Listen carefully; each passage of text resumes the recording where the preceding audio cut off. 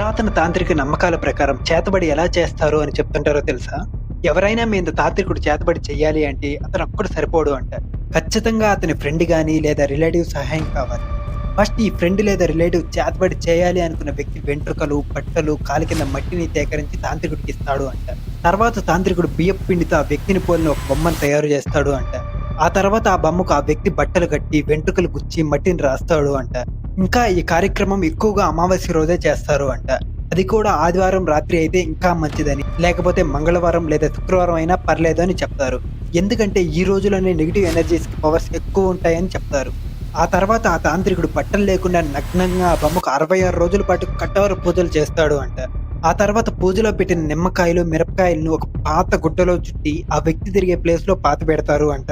అక్కడి నుంచి వచ్చే నెగెటివ్ ఎనర్జీ వల్ల రోజు రోజుకి ఆ వ్యక్తి క్షీణించిపోతాడు అంట.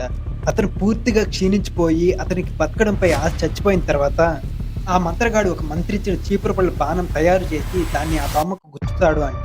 అది గుచ్చిన 15-30 రోజుల్లో అతను చనిపోతాడు అని చెప్తారు. కానీ ఒక్క విషయం గుర్తుపెట్టుకోండి. ఇప్పుడు దాకా నేను చెప్పిందంతా జస్ట్ నమ్మకం మాత్రమే. ఇదే నిజమని ఎలాంటి సైంటిఫిక్ ప్రూఫ్ లేదు. ఇంకా ఇది చేతబడిలో ఒక టైప్ మాత్రమే. దీనిని మారణ ప్రయోగ చేతబడి అంటారు. ఇలాంటి చేతబడులు ఇంకా చాలా ఉన్నాయి. ముఖ్యంగా వశీకరణం, మోహనం, స్తంభనం, విద్వేషణం, ఉచ్చాటనం.